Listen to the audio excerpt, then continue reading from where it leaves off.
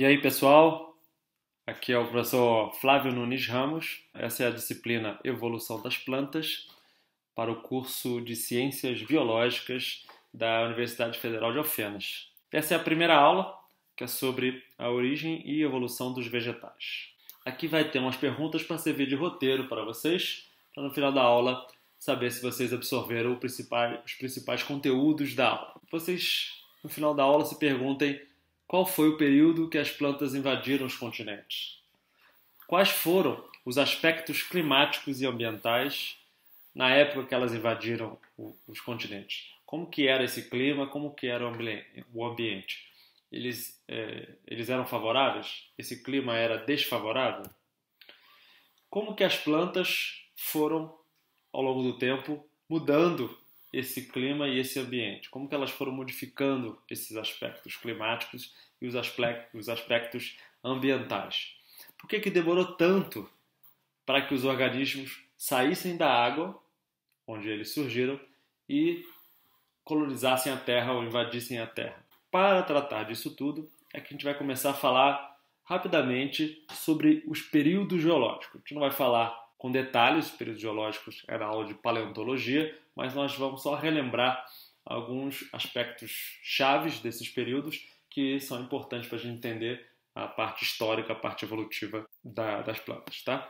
Então, relembrando, então, a vida surgiu no mar. Então, a gente fala que ela teve origem na água marinha. E, além disso, os organismos autotróficos, que são os organismos que produzem seu próprio alimento, da onde as plantas surgiram, elas se diversificaram em ambientes marinhos, ou seja, não só surgiram no ambiente marinho, mas também começaram a se dividir em novas espécies, a formarem novas espécies. Então, diversificar é produzir novas espécies a partir de um ancestral comum. Depois, a partir da seleção dos indivíduos mais adaptados, então, por evolução e adaptação, ocorreu a colonização do meio terrestre ou a invasão do meio terrestre. Tá? Então, os organismos surgiram no ambiente marinho, que tem determinadas características, e invadiram o ambiente terrestre, que tem características ambientais, microclimáticas, às vezes até antagônicas, totalmente diferentes da onde eles surgiram. Então, esse caminho, né, da adaptação para sobreviver em um ambiente totalmente diferente foi, ao longo do tempo, gradativamente, através da seleção natural, através da evolução, né, a mudança desses organismos geração após geração. E esse novo ambiente, esse ambiente totalmente diferente do ambiente onde eles surgiram, né, que é o ambiente terrestre, então ele teve muitas dificuldades, como o ambiente é muito diferente de onde eles vieram. Então, por exemplo, a quantidade de água, a quantidade de umidade comparado com o mar, né? Então, tem que sair de um ambiente 100% aquático, né, com água, e no ambiente onde tem a água é limitante, né, no ambiente terrestre. Então, essas espécies que invadiram o ambiente terrestre tiveram várias dificuldades, mas também tiveram várias oportunidades, uma vez que não tinha nenhuma espécie lá ocupando, era um nicho vago, né, um ambiente vazio, onde ela podia, sem competição, aquelas plantas que tinham características que lhe davam vantagem para sobreviver nesse novo ambiente, ela tinha várias oportunidades, apesar das dificuldades. Bom, então aqui temos as eras geológicas na figura. Então temos aí, da esquerda para a direita, o pré-cambriano, o paleozoico, o mesozoico e o cenozoico. Então, essas linhas, né, entre as cores marcam o período ou a época de transição entre uma grande era geológica e a outra. Normalmente, essas transições são definidas por grandes extinções ou extinções em massas, como se chama. E dentro dessas eras geológicas também tem outras divisões que, por enquanto, não nos interessa tanto. Quando interessar, eu vou chamar a atenção quando for necessário. Tá? Então, a primeira era geológica, que é a pré-cambriana, é uma das maiores eras, né, que durou bastante tempo.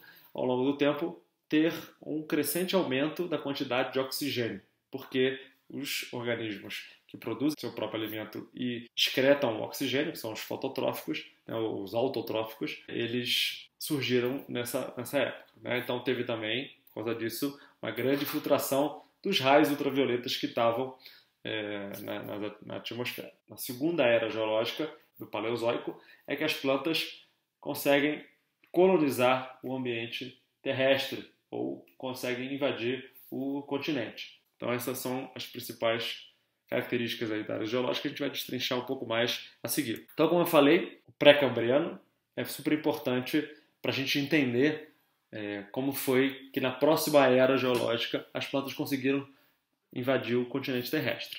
Então, a gente pode também subdividir o pré-cambriano em duas eras principais: o Arqueano e o Proterozoico. Tá? A primeira parte seria o Arqueano e a segunda parte seria o Proterozoico, e aí a definição é baseada em características químicas, físicas das rochas, e aí não vem o caso agora para a gente especificar o porquê dessa divisão, mas tem essa divisão aí. E como eram essas subdivisões do pré-cambriano e por que elas são importantes para a gente entender a evolução das plantas.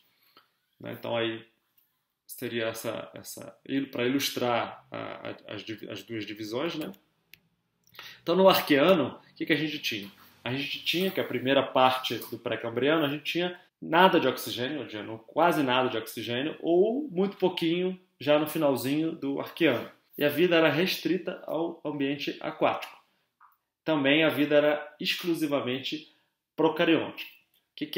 Relembrando, o que é um organismo procarionte? É aquele organismo mais simples que não tem o seu núcleo definido. Outra característica importante é a ocorrência de bactérias anaeróbias, que são os organismos heterotróficos. Tá? E começa a surgir nessa divisão, né, no finalzinho do Arqueano, os primeiros organismos que produzem seus alimentos através da fotossíntese. E que são organismos procariontes, mais simples, né, que seriam as cianobactérias, então são os primeiros autotróficos aí. Então primeiro surgiram os heterotróficos, para depois surgirem os autotróficos. Ok, isso aqui é importante, uma pincelada dessa primeira parte do pré-cambriano. A segunda parte do pré-cambriano, que seria o proterozoico, quais são as características importantes dessa fase para a gente entender a evolução das plantas? Bom, como eu falei, o oxigênio foi aumentando no finalzinho do Arqueano, né, que é a parte anterior, por causa do surgimento desses primeiros autotróficos, né, mais simples, né, que seriam as cianobactérias. Então, como é um segmento contínuo, né, no início do Proterozoico tinha oxigênio, mas a quantidade era muito pouca. Tá? Então, toda a quantidade de oxigênio ficava retido ainda no ambiente marinho, pouco oxigênio ia para o ambiente atmosférico, então quase que toda a radiação ultravioleta passava pela atmosfera e chegava na água, então quase que não havia a proteção contra os raios ultravioletas. Tá? E qual é o problema de não ter essa proteção? É que a radiação V, que a gente chama ultravioleta, né, ela é letal para todas as formas de vida. Apesar de não ter a filtração ou a proteção por causa da falta de oxigênio, que vai se transformar em ozônio, né, em O3, na atmosfera, a água é um importante filtro. Tá? Então, a radiação ultravioleta atinge a água, mas ela é filtrada. Então, dentro da água, os organismos que estão lá dentro estão protegidos contra os raios ultravioletas por causa desse filtro que a água forma, mas fora do ambiente marinho, do ambiente aquático, não tem essa proteção ainda. Outra característica importante que faz com que a gente entenda um pouco como eram as condições ambientais nesta época. Tá? Então, como não tinha cobertura vegetal nos continentes, os ventos formavam tempestades de poeira porque não tinha a vegetação para que a raiz retesse o solo, né, a terra, e fazer com que o vento levasse a terra, a poeira, por aí. E qual o problema disso aí? Primeiro, erosão, né? Então, muita transformações rápidas da crosta terrestre por causa da falta de fixação desse solo, dessa terra, né? Que não só o vento, mas também a água da chuva, né, provocava essa erosão. Tá? Então teve uma mudança aí muito brusca e radical dos continentes por causa disso. E conforme a quantidade de oxigênio foi aumentando, porque a produção de oxigênio ia aumentando e o oxigênio foi capaz de ser liberado na atmosfera, a atmosfera foi lentamente, gradualmente se transformando numa atmosfera que era rica em metano e amônia para uma atmosfera que passou a ser rica em outro gás, que é o oxigênio. Outra característica importante, outro fato importante que aconteceu no Proterozoico é que vão surgir os primeiros organismos eucariontes, são organismos mais complexos, que são fotossintetizantes, que seriam as primeiras algas verdes ou clorofíceas, que são autotróficos e produzem também oxigênio, que vai aumentar a quantidade de oxigênio, vai fazer aumentar a quantidade de oxigênio nesse período. E aí surge a segunda era, que a gente vai falar, que é o Paleozoico, na metade da qual as plantas conseguiram invadir e colonizar o ambiente terrestre.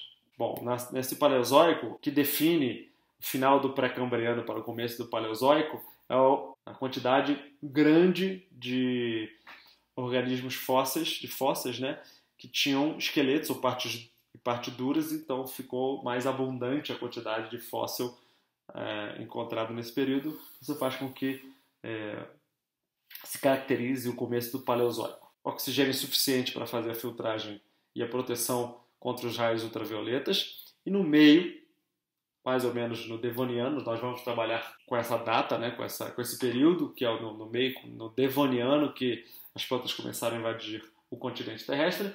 Porém, existe muita controvérsia e, como tudo em ciência, existem hipóteses diferentes, mas para efeitos didáticos nós vamos trabalhar com o Devoniano nessa aula. Tá? Mas fiquem sabendo que isso não é consenso, como quase tudo em ciência, e existem discussões e algumas evidências que não foi exatamente no Devoniano que elas invadiram o continente, mas o mais aceito por enquanto ainda é essa teoria do Devoniano. Então, mais tarde, no próprio Paleozoico, então no meio, surgiram as primeiras plantas que invadiram o continente, que foram as briófitas, né? Mais tarde, no próprio Paleozoico, surgiram as Pteridófita e as Gimnospermas, que seria no final do Paleozoico, né? E o surgimento da Gimnosperma é que vai marcar o início da polinização.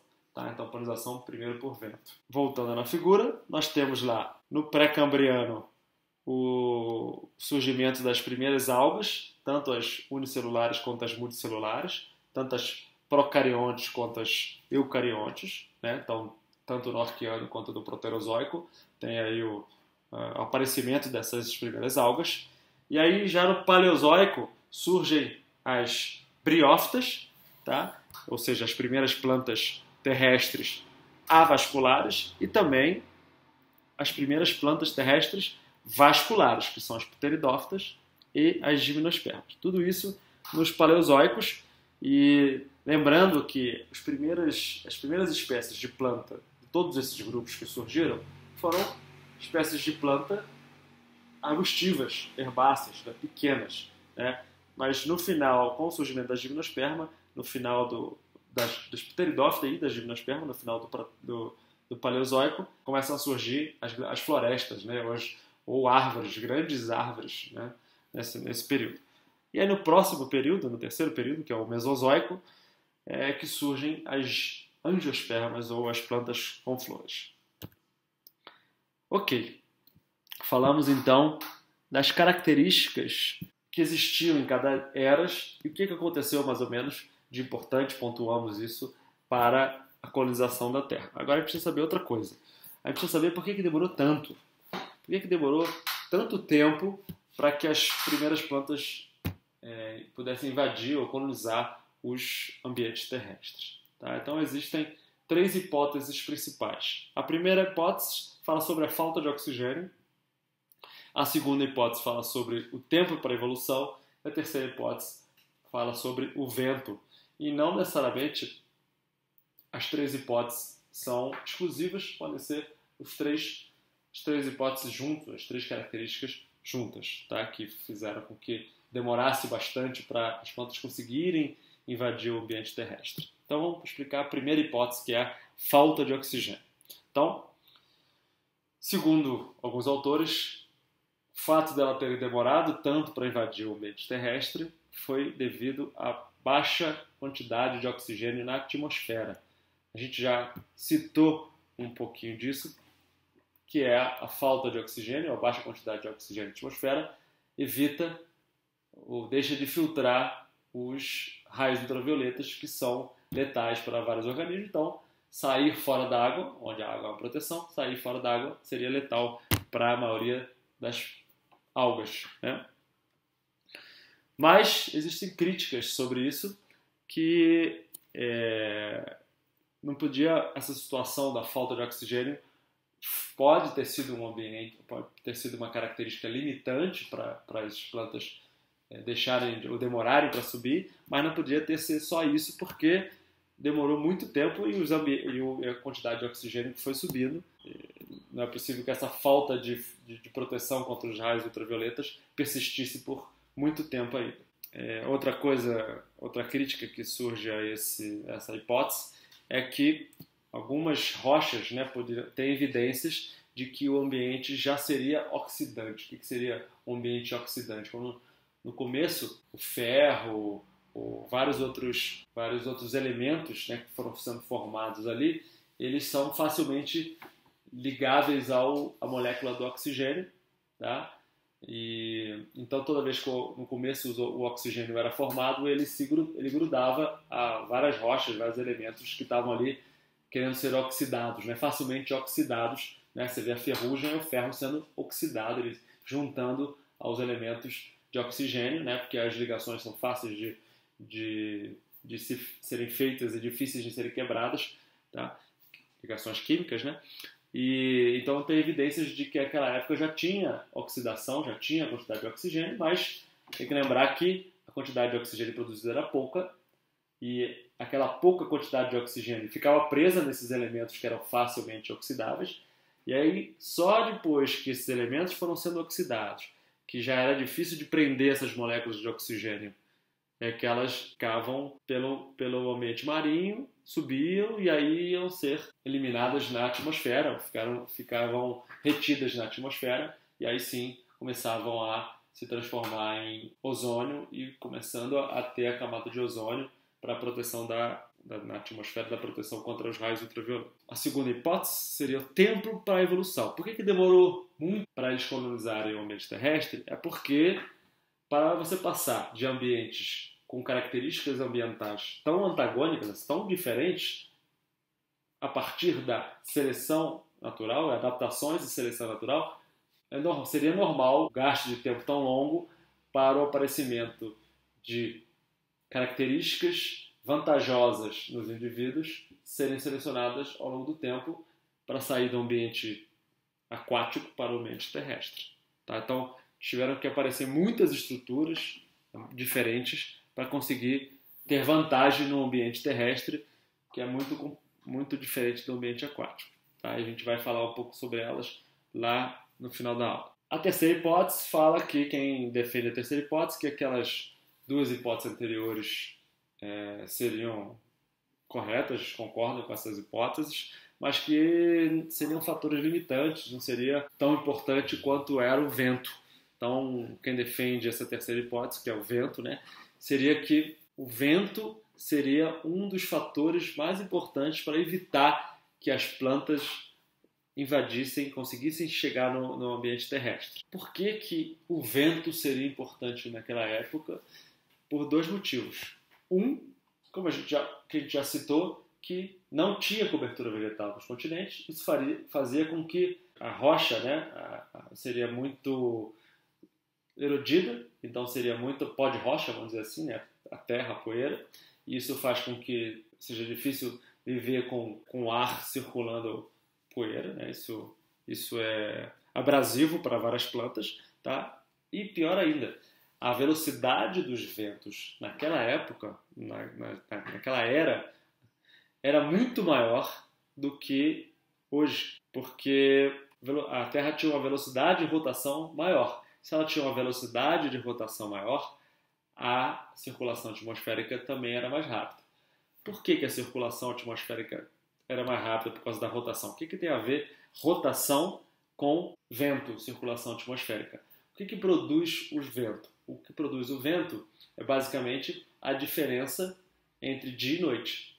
A diferença entre de dia você esquenta o ar sobe, de noite você esfria o ar e também durante o dia. Quando o ar sobe, quando ele chega no lugar mais frio, ele vai chover, então tem esse ciclo de rotação de dia e de noite faz com que a massa de ar se desloque por causa do aquecimento e do esfriamento dessas massas de ar. Então esse deslocamento se dá isso. Se tinha uma rotação mais rápida, significa que o dia naquela época não tinha 24 horas, era menor. A troca entre dia e noite era mais rápida, então isso faria com que os ventos fossem mais rápidos também. Então, esse slide, como eu comentei, sobre a falta de vegetação na superfície que vai diminuir o atrito. Tá? Então, o vento não era barrado, então, além de ser rápido, não tinha nada que barrasse esse vento. Então, as tempestades de poeira impossibilitavam e ressecavam a superfície, é muito abrasiva, como eu falei, né? Ela vai machucar e tirar parte dos vegetais, né? Só que com o passar do tempo, quando a rotação da Terra foi gradativamente diminuindo, a intensidade dos ventos também foi diminuindo, e aí com essa condição menos estressante e também com o aparecimento, com o surgimento das adaptações, né? Com o surgimento dos indivíduos que teriam características que levariam vantagem para sobreviver num ambiente diferente, né? Mais seco, como é o terrestre, e a proteção maior dos raios ultravioletas, as plantas começaram a poder cobrir a superfície dos continentes. As primeiras plantas, então, como eu comentei, elas eram pequenas, né? Não surgiram as árvores, eram herbáceas, ervas, né?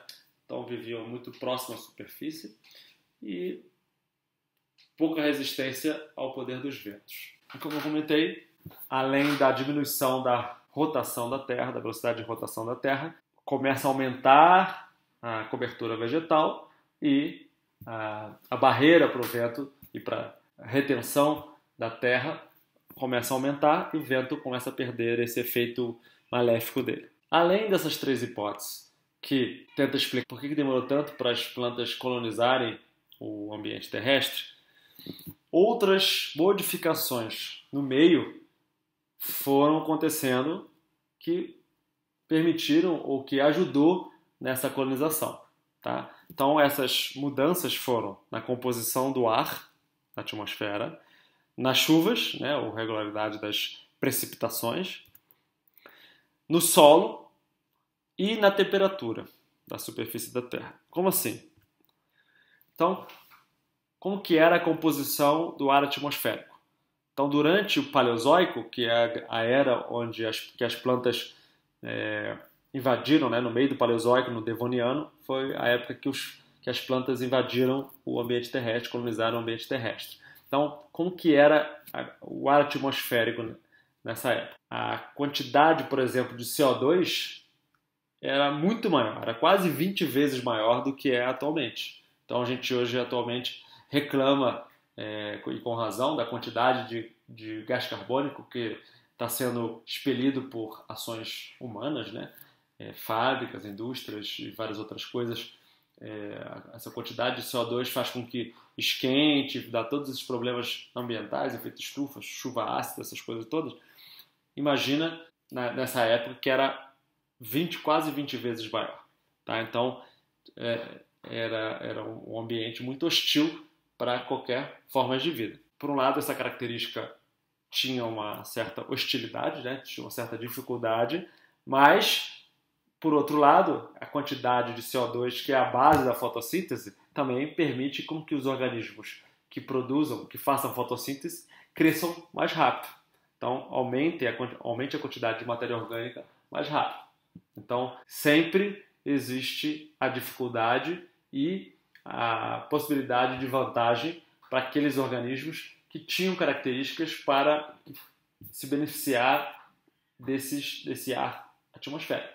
Então, esses organismos que conseguiam se beneficiar levavam vantagem, deixavam mais genes para a próxima geração, seus genes que tinham essas características benéficas para a próxima geração, e assim essa característica que levava vantagem foi sendo selecionada ao longo da evolução gradativamente, geração após geração. O que acontece? Qual é a vantagem de crescer muito? Tem a vantagem para o próprio organismo, né? Você crescer rápido, você pode chegar à época reprodutiva mais rápido, deixar mais descendentes, né? E assim por diante. Mas também tem uma vantagem do ambiente coletiva de facilitar a entrada dos próximos organismos. Por quê? Porque essa quantidade grande de matéria orgânica enriquece o solo. Então você tem, quando a biomassa, aquele vegetal morre, você tem aqueles minerais, que são as rochas, né, que foram sendo erodidas, né, aquele pó do mineral, misturado com a biomassa viva, né, de animais e de vegetais, formam o solo, a parte rica da combinação de várias substâncias importantes para a vida e facilita a entrada de outros indivíduos. Tá? Então vai enriquecer o solo, essa maior produção de biomassa depois que elas decomporem. Outra coisa característica que tem um caráter parece hostil ou maléfico, mas também tem um caráter benéfico, que é a quantidade de chuva ácida, como eu comentei. Hoje em dia também tem esse problema, né? A quantidade maior de CO2 pode levar ao aumento das chuvas ácidas. E qual é o problema disso, ou qual é a característica disso? É que isso aumenta a velocidade da erosão das rochas. Então, as chuvas ácidas, por ser ácido, né? A água ser mais ácida, ela carreia mais, ou fica com pó de rocha, vamos dizer assim, né? E aí ele carreia mais desintegra mais aquela rocha aquele mineral que está na rocha, que não está disponível para a planta absorver aquele mineral, né, que seria importante no ciclo de vida dela, no crescimento, desenvolvimento dela. E agora esse mineral está desintegrado e está disponível para ela no solo poder absorver e usar esse mineral. Tá? Ao mesmo tempo, é um problema porque essa chuva ácida, se ela desintegra a rocha, imagine o que faz com células, né, com massa, com os organismos que vivem ali.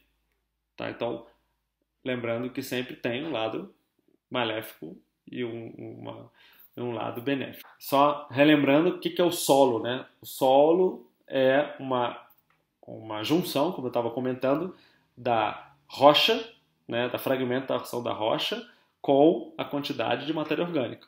Tá? Então, essa desintegração da rocha pode acontecer por características químicas e físicas. Né? Então, o vento passando ali, levando mais poeira, ela pode aumentar a erosão da rocha, a água passando ali pode aumentar, a água ácida pode aumentar a desintegração dessa rocha. Alguns organismos, como o líquen, bactérias, podem também, através da produção de substância, aumentar essa desintegração da rocha. Então, isso tudo pode acelerar a disponibilização desses minerais para as plantas ou os organismos que vão precisar desses minerais quando eles estão no solo. Como eu comentei, o solo vai formar pela lixiviação da superfície pelas chuvas ácidas e pela decomposição da matéria orgânica.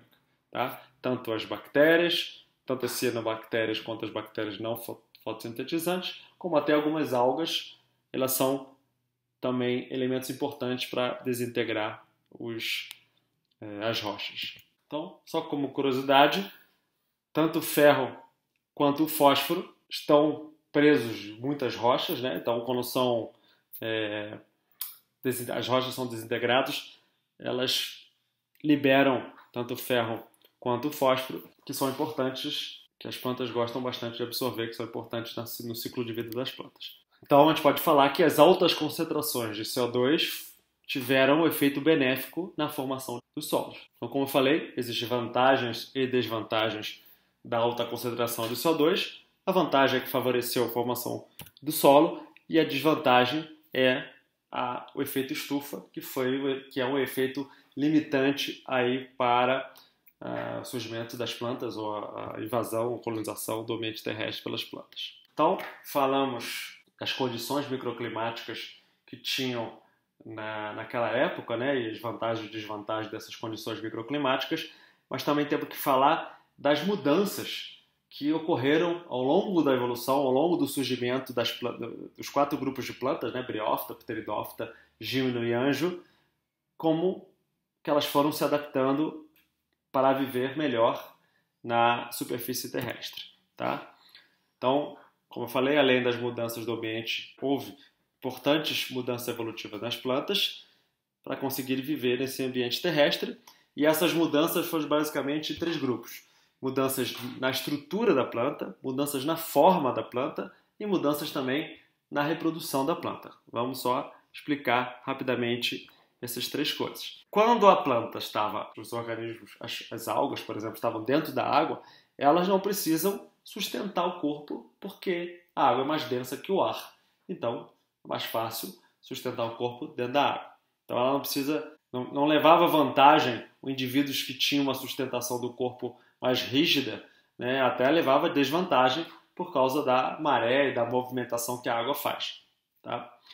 Também, transportes de substância eram mais fáceis em ambientes aquáticos, porque transportado pela água, a água estava toda em volta do organismo, era mais fácil de ocorrer esse transporte. Tá? Então, os organismos que começaram a aparecer, essas adaptações foram levando vantagem ao longo das gerações, foram aqueles que tinham algum mecanismo para sustentar melhor o corpo no ambiente terrestre e para transportar a substância com mais eficiência nesse novo ambiente. Tá? Então, surgimento de fibras, surgimento de vasos, de traqueídes. Tá? Lembrando que eu estou falando do primeiro grupo de planta, que é a Bryophyta. Estou falando de todos os grupos de planta. Então, estou falando desde dos primeiros grupos, as características que foram vantajosas para o primeiro grupo de planta, mas também não só para botar o pezinho, vamos dizer assim, no ambiente terrestre, mas também invadir o ambiente terrestre e colonizar com eficiência esse ambiente terrestre. Então, nós vamos falar de maneira geral agora e nas outras aulas a gente vai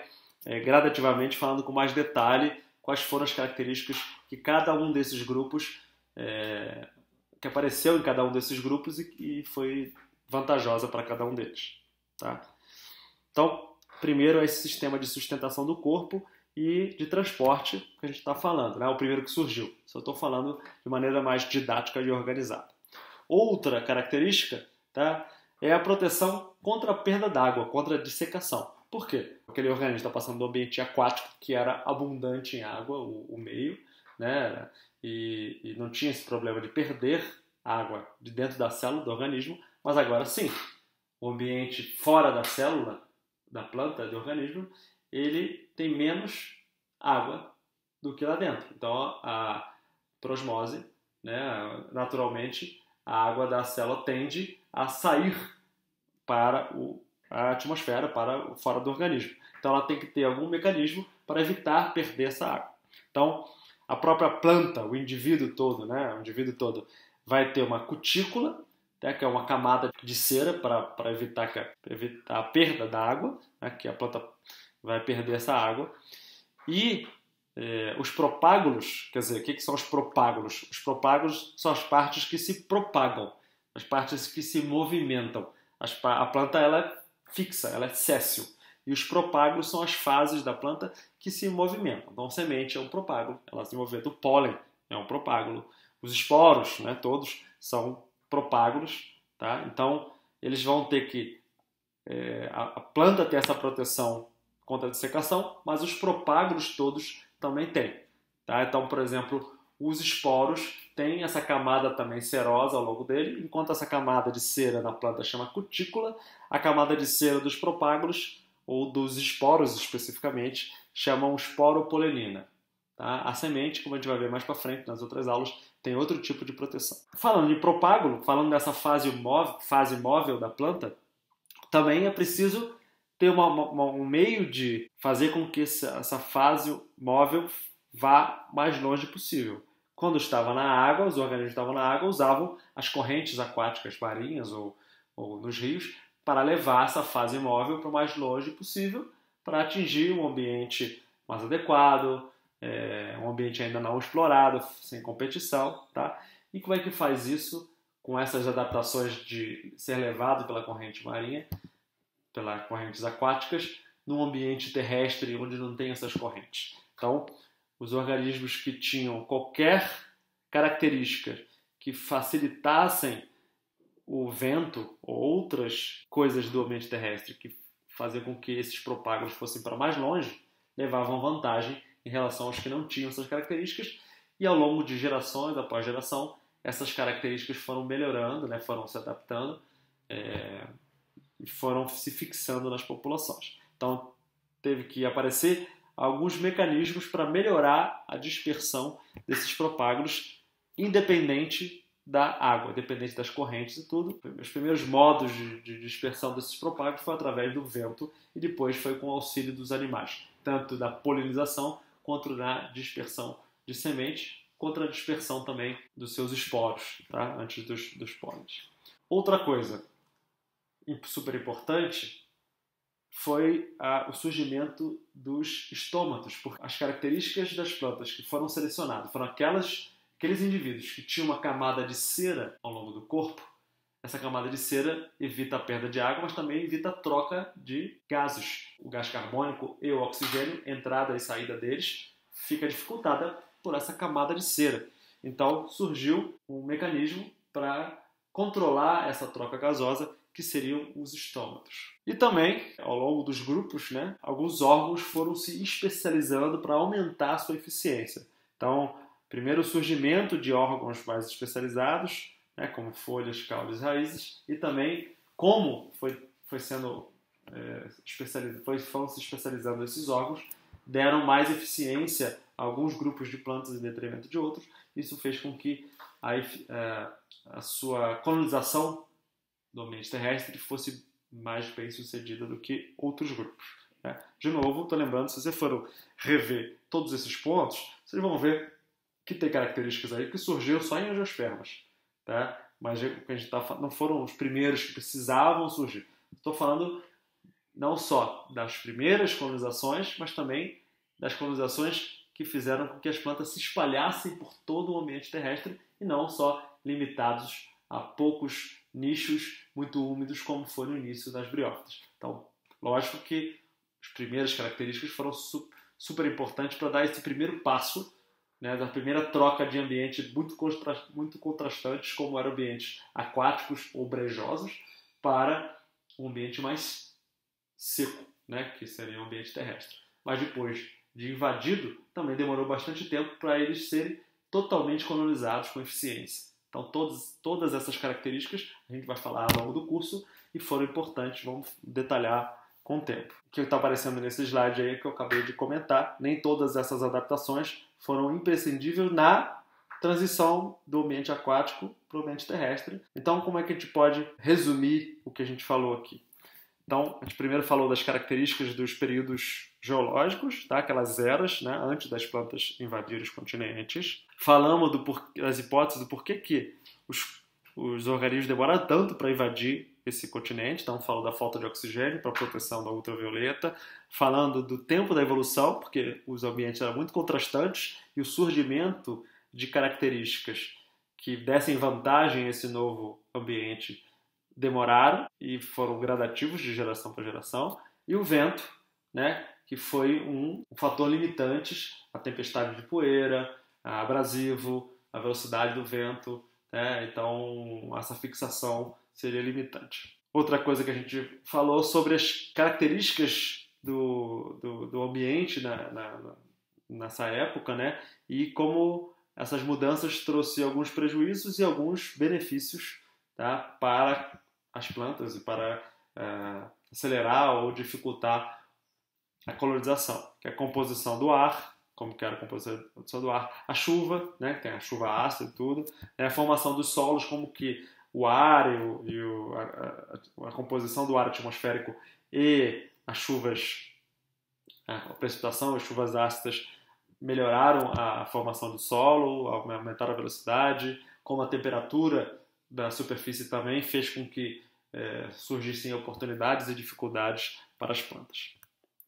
E por último, nós falamos das características como um todo, não só na transição imediata para o ambiente terrestre, mas também na maior eficiência ao longo dos 4 grupos para conseguir colonizar todo o ambiente terrestre, que seria um sistema de sustentação e transporte, proteção contra a perda d'água, da secação, formas de você mandar a sua fase móvel, que são os propágulos, para mais longe, que seria a dispersão, um jeito de fazer troca de gases, já que você tem essa proteção contra a dessecação, uma camada de cera, e a especialização dos órgãos que tornam as suas funções mais eficientes. Tá? E a gente vai ver tudo isso ao longo das próximas aulas. Até mais para todo mundo, até a próxima aula, tchau, tchau.